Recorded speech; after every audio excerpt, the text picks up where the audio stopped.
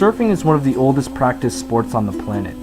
This art of wave riding combines total athleticism with the comprehension of the beauty and power of nature. Though originating as a folk practice, the past few decades have witnessed surfing evolve through the branding of its culture and lifestyle. The following documentary will explore the construction of surf culture and the effects of allowing corporations a strong influence.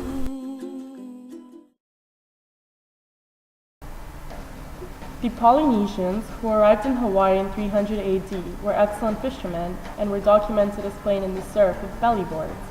Although Tahitians are said to have occasionally stood on their boards, the art of surfing upright on long boards was certainly perfected, if not invented, in Hawaii. Surfing was an integral part of indigenous Hawaiian culture for generations, so much so that Hawaiian chiefs would demonstrate their authority by the skills they displayed in the surf. Surfing does not have its origins in competitive pursuit. Rather, surf culture is the love of surfing, the hunt for great waves, the desire for the ultimate ride, and life in and around the ocean. Along with the rarity of truly perfect surf conditions and the inevitable hunt for great waves, surfers often become dedicated to their sport in a way that precludes a more traditional life in a capitalistic society. Surfing instead becomes their lifestyle. At the heart of this worldwide culture, which was loosely based on free-spirited hippie philosophies, was the surfari, a wanderlust trip in search of a perfect wave. This culture was reinforced by its own unique language with phrases like wow, daddy-o, dude, surf's up, which meant the surf was high enough to ride, wipe out meant to fall off the board, and hang 10, which meant surfing with all 10 toes over the nose of the board, although they hold very different meanings in today's society. Popularized in Southern California during the 1950s, surf culture found increasing expression with mass production of surf fashion, music, and later with the booming surf magazine and movie industries in the 1960s. These surf movies ignited an explosion of interest. These movies truly opened America's eyes to surfing as a pastime. As a result, the nation was hooked. By the late 1970s, surfing had a new center, Australia. Aussie surfers brought a bold attitude to the sport. The colorful style of Australian surfing found its way into new surf-based companies.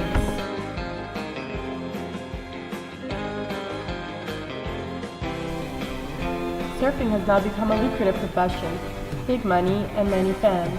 Surf culture has invaded all aspects of life. It is no longer only a sport or a lifestyle. It has developed into an industry and a staple of our culture.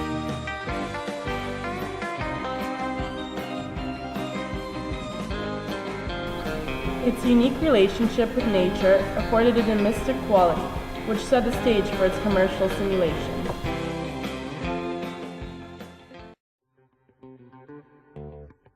Surfing has become a commodity that is being sold by numerous companies, all trying to grab a piece of this lucrative market. Companies such as Billabong and Quicksilver have been the most influential companies and have been the main catalyst for the branding of surf culture.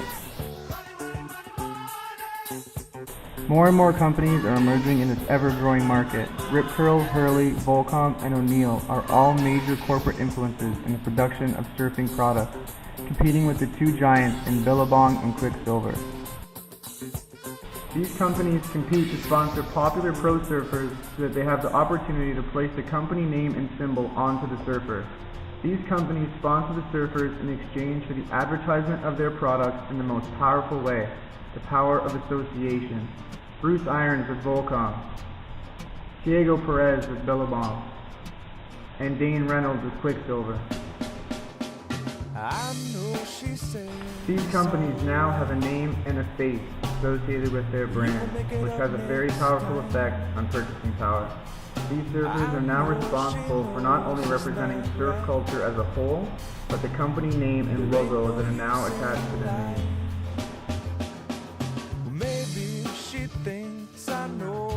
Surfing is now being sold as an image as well, as companies such as Hollister and Abercrombie advertise their clothes with a surfer image attached to it. Yet both companies have no strong ties to the surfing industry whatsoever. They are selling the surfer image.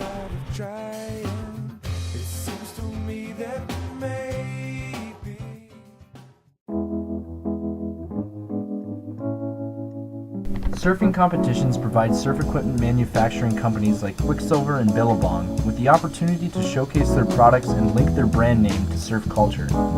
Here, professional surfers can earn money from the prizes awarded at competitions, which are sponsored by the equipment manufacturing and retailers.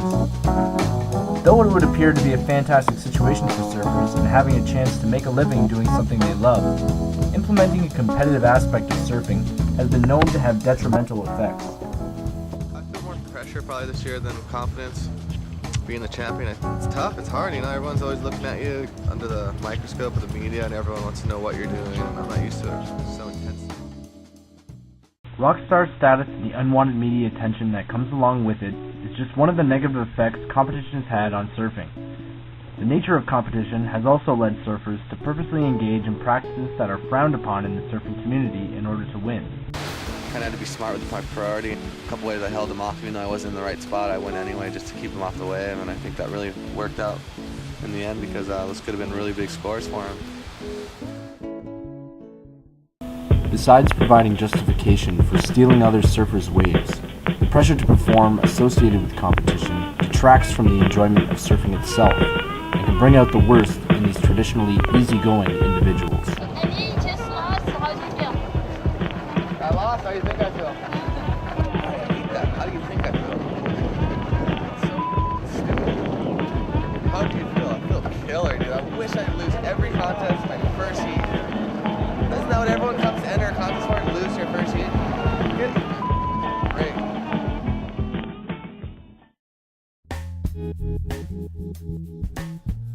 Fortunately for the nature-oriented soul surfers who wish to remain close to the roots of surf culture and reject competition, there are professionals who share their perspective.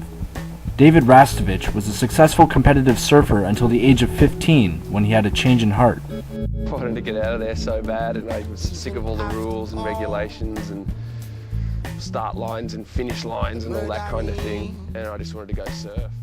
Fortunately for Rasta, some of the effects of the commercialization of surfing have left him options favorable to someone in his position.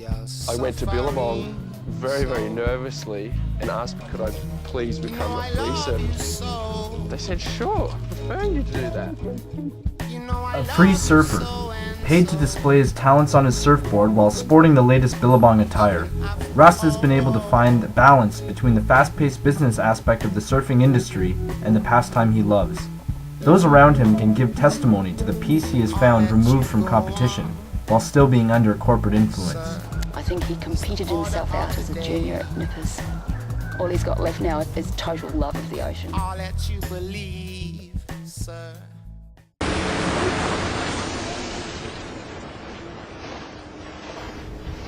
Magazines, surf competitions, and advertisements all contribute to the mainstream popularity that surfing has today. But for most soul surfers, and those who can appreciate the stoke or natural high of being one with the ocean, the passion and drive remain in the search for the perfect wave.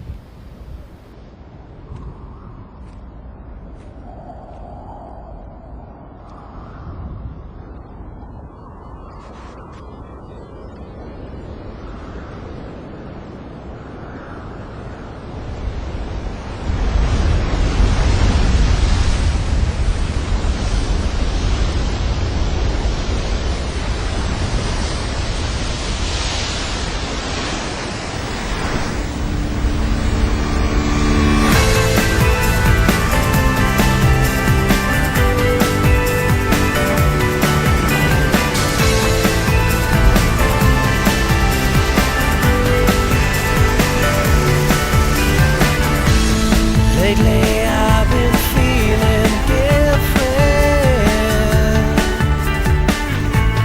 like I've come from outer space, and I know there's something missing. When it's you, I can't